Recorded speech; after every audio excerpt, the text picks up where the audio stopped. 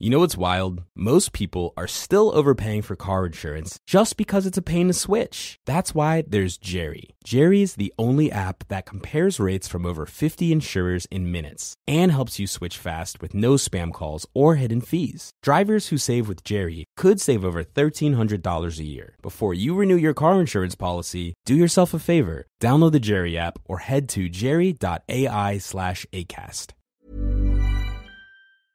Bonjour, ici Patrick Pierrat, éditeur d'InfoBref. Voici l'essentiel des nouvelles en ce jeudi 11 septembre. François Legault a présenté son nouveau Conseil des ministres. Il est composé de 29 membres, soit un de plus que le précédent gouvernement, mais il compte une femme de moins, 12 au lieu de 13. À l'issue du remaniement, 13 ministres ont une nouvelle fonction, 11 ont conservé la même et 5 nouveaux font leur entrée au gouvernement.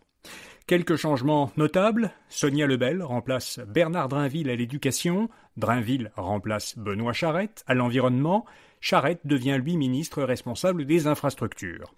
Jonathan Julien remplace Geneviève Guilbault au transport et à la mobilité durable, Guilbault devient ministre des Affaires municipales. France-Hélène Duranceau devient ministre responsable de l'administration gouvernementale et de l'efficacité de l'État et présidente du Conseil du Trésor. Pascal Derry devient ministre de l'Emploi, Sonia Bélanger, ministre de l'Habitation, et Yann Lafrenière, ministre de la Sécurité publique.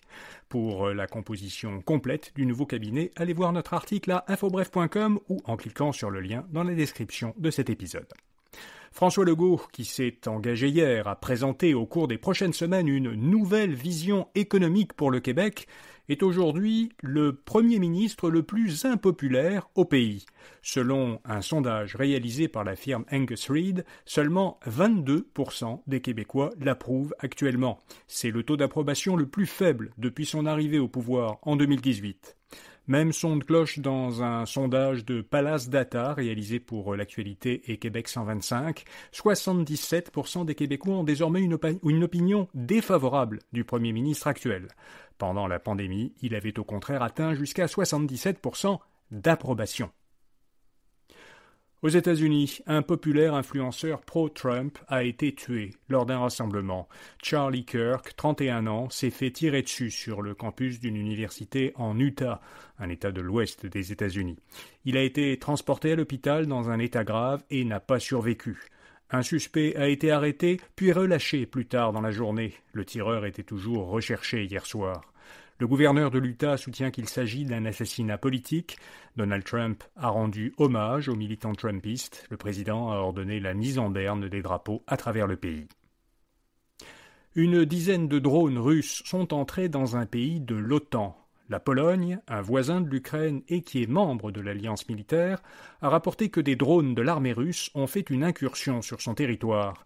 Des avions de chasse polonais et de l'OTAN ont abattu au moins 3 drones et une dizaine de drones ont été retrouvés. Des débris ont endommagé une maison et une voiture, il n'y aurait aucune victime.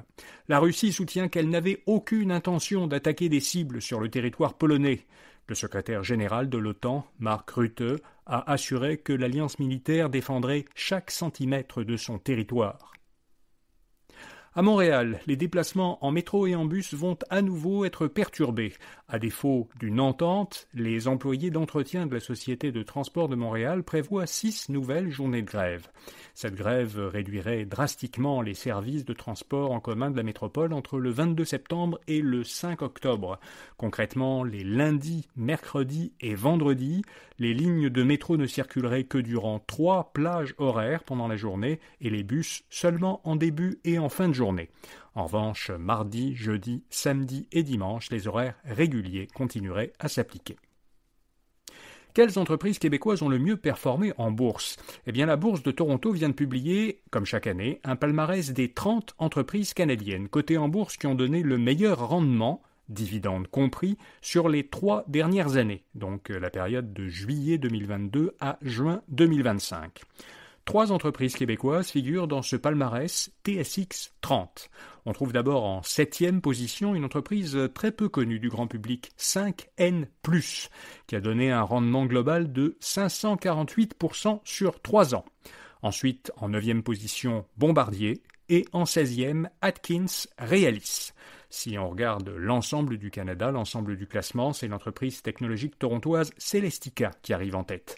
La valeur de son action, rendement compris, a été multipliée par 17 en 3 ans.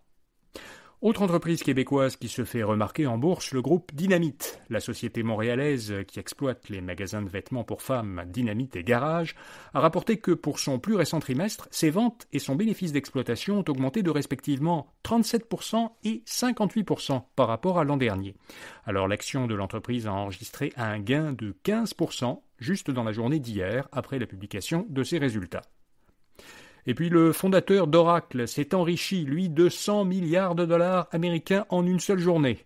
La fortune de Larry Ellison, cofondateur de la société technologique américaine Oracle, a atteint hier 393 milliards de dollars américains, ce qui l'a brièvement placé devant Elon Musk en tant que personne la plus riche du monde.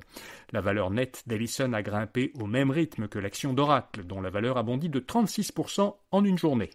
Cette envolée boursière est attribuée à la forte demande pour les centres de données de l'entreprise qui sont utilisés notamment pour l'entraînement de grands modèles d'intelligence artificielle générative. Et puis Amazon développe des lunettes de réalité augmentée. Ces lunettes pourraient être lancées dès l'an prochain, selon le site américain The Information. L'entreprise américaine commercialise déjà des lunettes qui permettent de contrôler des produits connectés à son assistant Alexa, mais les nouvelles lunettes iraient plus loin. Elles seraient dotées de plusieurs caméras, d'un écran intégré et de boutons tactiles. Avec ce nouveau produit, Amazon pourrait concurrencer Meta, qui projette de renforcer sa présence dans le marché des lunettes de réalité augmentée, et Google, qui se prépare à y rentrer. Voilà, vous savez l'essentiel. Bonne journée et à demain matin.